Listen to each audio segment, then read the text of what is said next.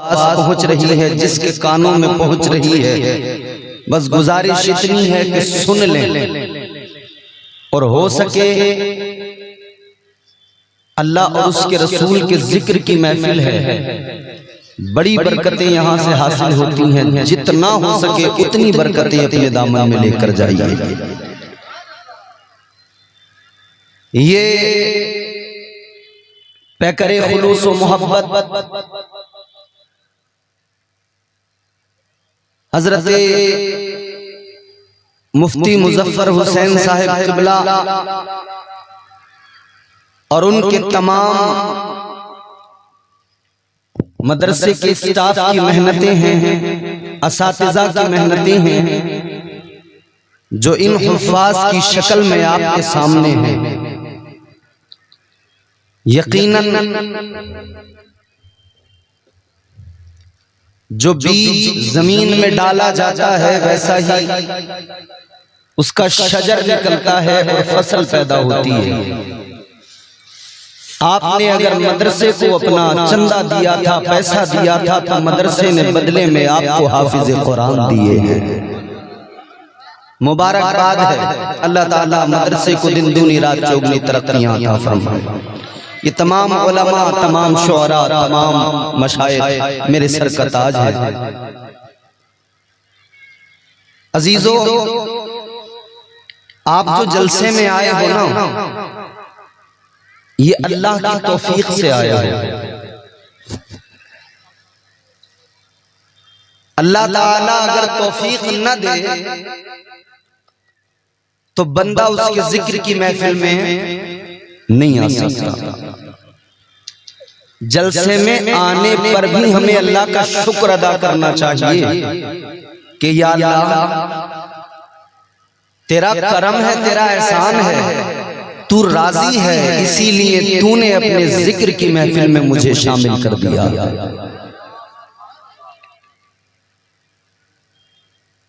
अल्लाह ने इतने करम किए हैं, इतने एहसानात हैं कि उनकी गिनती नहीं हो सकती, शुमार नहीं हो सकता।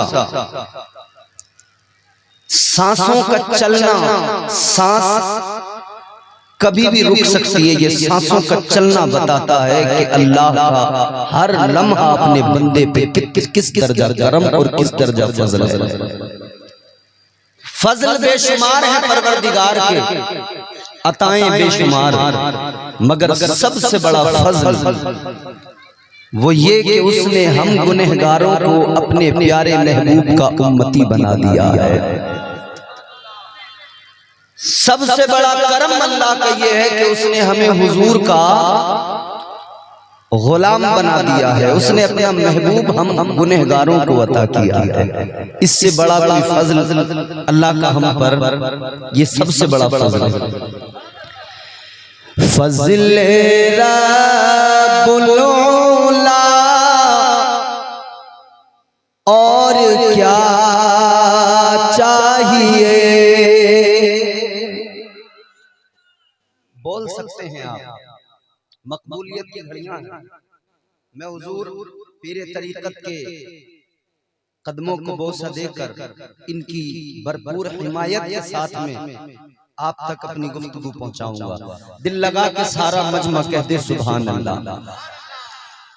जोर तो मेरा किसी पे नहीं है, लेकिन ये अपने मुकद्दर की बात है। जो भी बोलेगा अल्लाह की पाकी का, जो भी ऐलान करेगा, खुदा की कसम अल्लाह ताला उस पर अपना करम फरमाएगा।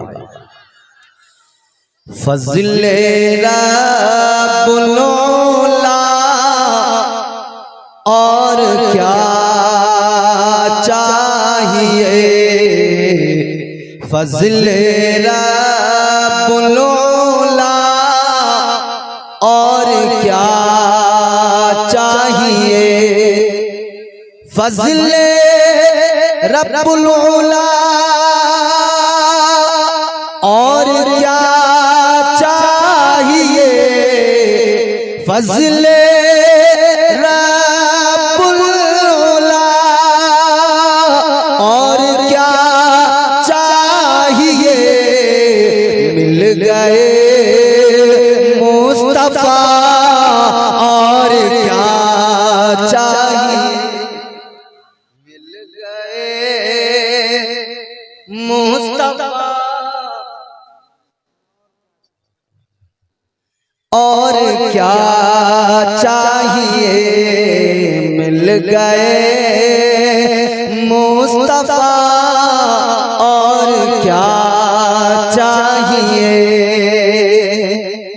और दामने मुस्तफा जिनके हाथों में है। आप नारा लगाते हैं ना हुजूर का दामन, बताइए ना हुजूर का दामन मतलब हुजूर का तरीका, हुजूर का मिशन हम कभी नहीं छोड़ेंगे। दामने मुस्तफा जिनके हाथों में है, दामने मुस्तफा जिनके हाथों में है, उनको रोज़े जज़ा और क्या चाहिए, उनको रोज़े जज़ा।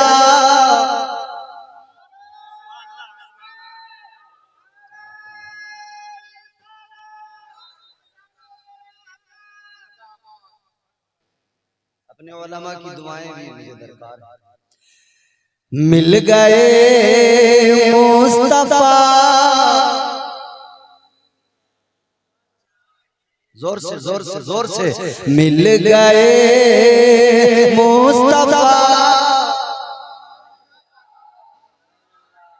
मिल गए मुस्तफा।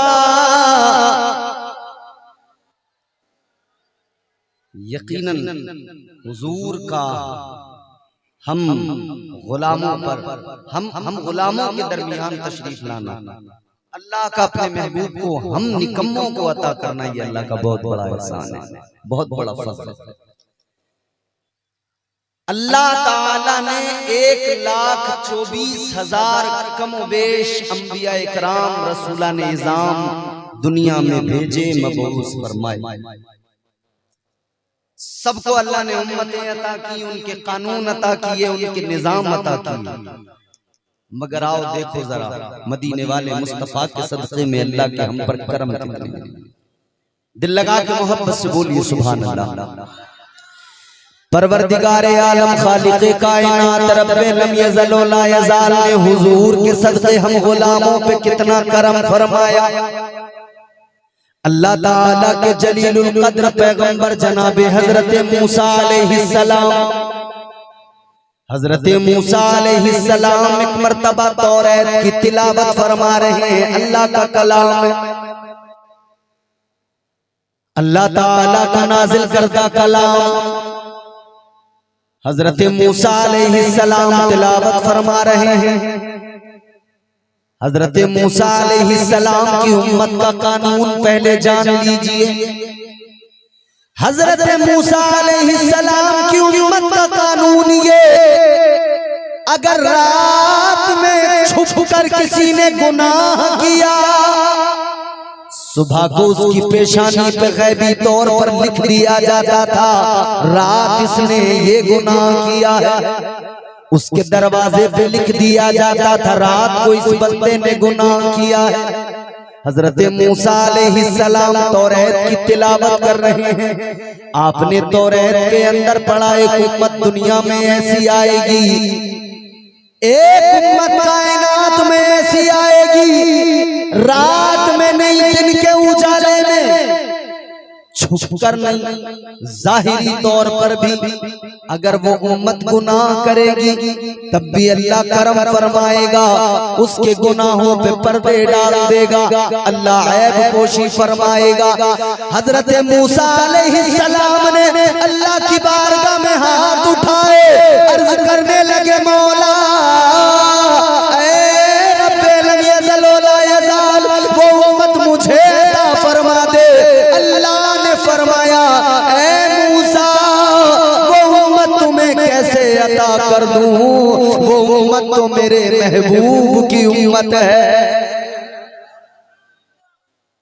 हम हैं, वो हम पर अल्लाह के एहसान और करम है।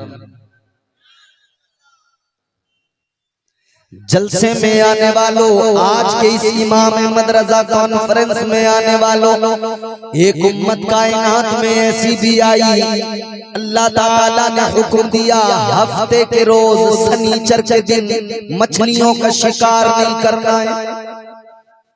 इन्होंने देखा इधर अल्लाह ने मना फरमाया, उधर मछलियों को भी हुक्म दे दिया कि दरिया के किनारे पे चली जाओ।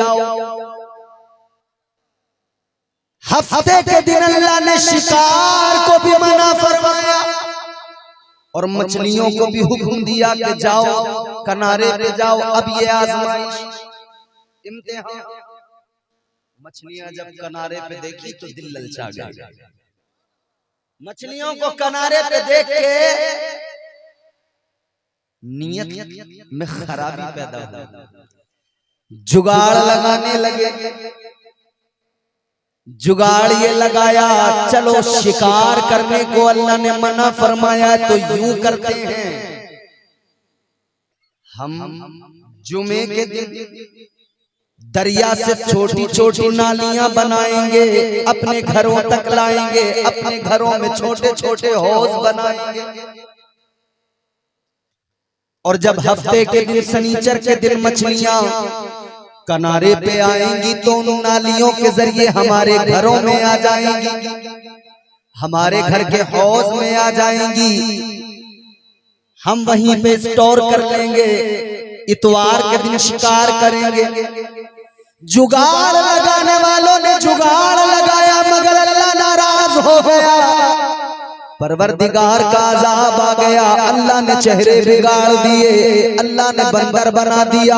आज के जलसे में आने वालों गौर से सुनो एक एक लफ्ज मेरा, बरगे ही ना पे लिखता हूँ मैं दर्द दिल की बात, शायद के रफ्ता रफ्ता लगे दिल रुबा के हाथ, अंदाजे बयां करचे बहुत शौक नहीं है, शायद के तेरे दिल में उतर जाए मेरी बात। ताजदारे मदीना के गुलामों, एक नाफरमानी रब नाराज हुआ, जब परवरदिगारे आलम नाराज हो गया तो अज़ाब आ गया। अल्लाह ने चेहरे बिगाड़ दिए, बंदर बना दिया। आज के जलसे में आने वालों, जलसे से फारिग होकर जब घर जाओगे, घर पे जाकर आईना उठाना, शीशा उठाना, अपना चेहरा शीशे में देखना, फिर अल्लाह का शुक्र अदा करना और यूं कहना, ऐ मेरे मौला, एक नाफरमानी पर तूने उनके चेहरे बिगाड़ दिए, एक नाफरमानी पर तूने उन्हें बंदर बना दिया। मैं सुबह से लेकर रात तक मुसलसल मुस्तकिल नाफरमानियां करता रहता हूँ, लेकिन मौला तेरा शुक्र है मेरा चेहरा सलामत है। या अल्लाह तेरा शुक्र है मुझ पर अज़ाब नहीं आया, है मौला तेरा शुक्र है तूने मुझे बंदर नहीं बनाया, मेरी शबाहत सलामत है, मेरा हुस्न सलामत है। अल्लाह का शुक्र अदा करना और याद रहे इसे अपना कमाल न समझ लेना, ये तसव्वुर न करना कि मेरी इबादतें मुझे बचा रही है, ये ख्याल न कर लेना कि मेरे सजदे मुझे बचा रहे हैं। याद रखना अगर अज़ाब नहीं आता तो ये तेरे सजदों का कमाल नहीं है, ये तो आमिना के लाल का कमाल है, ये तो मेरे मुस्तफा का सदका है जो अज़ाब नहीं आता, वरना तो अल्लाह का अज़ाब। इतनी नाफरमानियां हैं, अल्लाह रहम फरमाए कि सुबह आंख खुलते ही नाफरमानियां शुरू, झूठ शुरू, गीबत शुरू। रात रात भर जागकर हमारे जवान अल्लाह की नाफरमानियां इस मोबाइल के जरिए इतनी ज्यादा, सोने से पहले फिल्में, ड्रामे, मूवीज देखकर सोते, कहते हैं जरा देख लेते मोबाइल थोड़ी देर, तब नींद आ जाती है। मोबाइल देखकर सोने वाले, जब मोबाइल नहीं था क्या लोगों को नींद नहीं आया करती थी? क्या लोग सोया नहीं करते थे? आज तू कहता है गाना सुन के नींद आती है, मगर याद रख ले कितना अच्छा होता तुझे गाना सुनकर नींद नहीं आती, बल्कि नबी का तराना सुन के नींद आ जाती। अल्लाह का करम देख। कुरान मजीद में अल्लाह ताला ने अपने बंदों को मिजाज दिया। परवरदिगार ने ऐलान फरमाया, या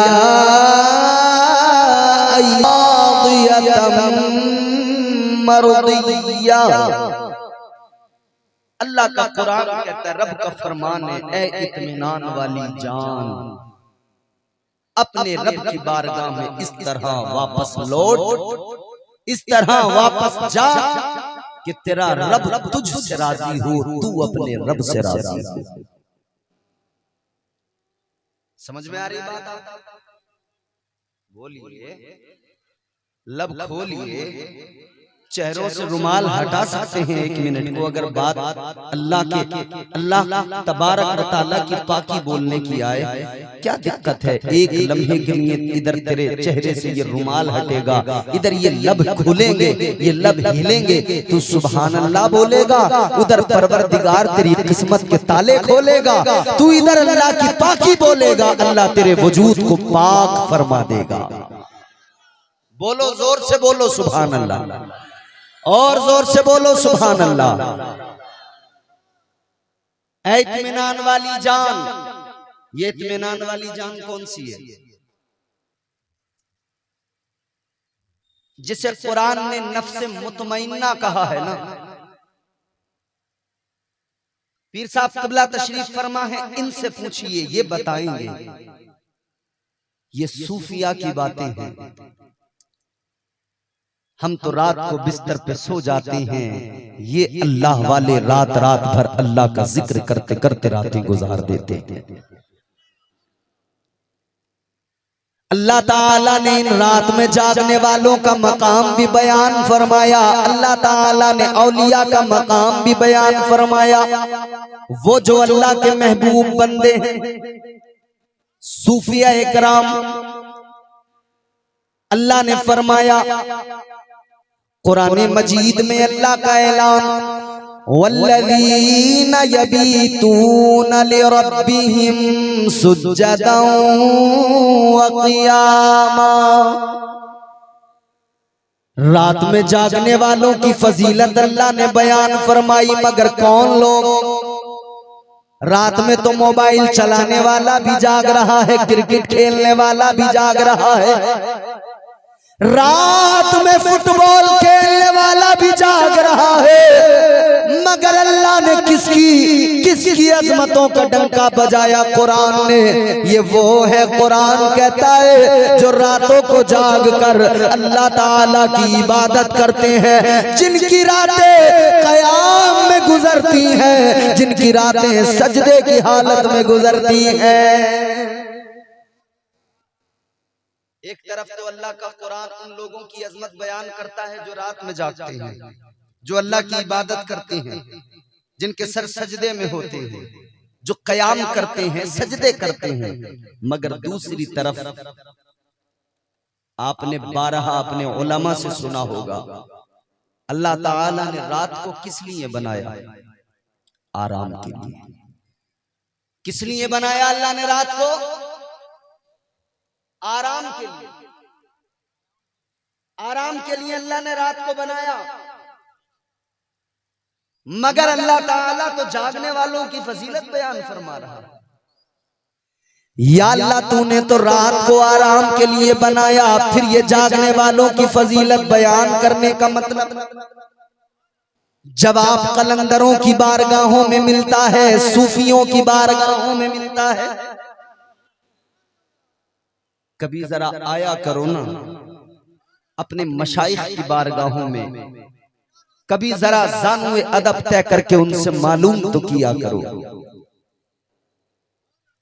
अजीजा ने गिरामीउल कद्र, एक तरफ तो अल्लाह ने रात को आराम के लिए बनाया, दूसरी तरफ अल्लाह का कुरान रात में जागने वालों का मकाम बयान फरमा रहा है। तो सूफिया की बारगाह में चलो, सूफिया जवाब देते हैं, सुनो बात बिल्कुल दुरुस्त है, अल्लाह ताला ने रात को आराम के लिए बनाया। कोई और तवक्को तो नहीं थी आपको मुझसे? अगर हो भी तो शायद इसके बाद में न रहे, क्योंकि मैं तकरीर अपने मिजाज के मुताबिक ही करता हूं और उम्मीद है मुझे कि जितने मुझे सुनने वाले लोग हैं वो सुन लेते हैं हर जगह। गौर करो अजीजों, सूफिया जवाब देते हैं, बेशक अल्लाह ने रात को आराम के लिए बनाया। जुमला मेरा महफूज कर लेना और अगर बात समझ में आए तो बोल भी देना, ताकि मुझे एहसास हो जाए कि आप समझ चुके हैं। सूफिया फरमाते हैं, यकीनन अल्लाह ताला ने रात को आराम के लिए बनाया, मगर लतीफ जुमला सूफिया का सुनो, फरमाते हैं ये अपनी किस्मतों का मामला है। किसी को अपने बिस्तर पे लेट के आराम आता है, किसी को अल्लाह की बारगाह में सर झुका के आराम आता है। किसी को क्रिकेट में आराम मिलता है रात में, किसी को रुकू करते हुए आराम मिलता है। ये अपना अपना मामला है अजीजों। ये जो नफ्स है ना हमारे साथ, ये कहता है, उकसाता है, गुनाहों की रग़बत दिलाता है। नफ्स की कई किस्में हैं, नफ्स अम्मारा हर मोमिन हर काफिर के पास है, गुनाहों की तरफ ही लेके चलता है। आज मुआशरे में बढ़ती हुई ये तमाम खराबियां, ये नफ्स की पैरवी के सबब, ये मस्जिदें जो खाली नजर आ रही हैं, शैतान भी एक दुश्मन है, वो भी लगा हुआ है, मगर नफ्स की पैरवी जो बंदा करने लगा, आज दीन की तालीम से जो लोग दूर नजर आ रहे हैं, क्या सबब? ताजदारे मदीना वाली ये कायनात मुस्तफा जाने रहमत का कलमा पढ़ने वालों, एक तरफ तो हम ऐलान करते हैं, दुनिया को बताते हैं कि हम मुस्तफा के गुलाम हैं, हम मुसलमान हैं, हम मोमिन, मगर दूसरी जानिब किरदार हमारा, दूसरी जानिब तरीक़े जिंदगी, दूसरी जानिब मामलाते जिंदगी,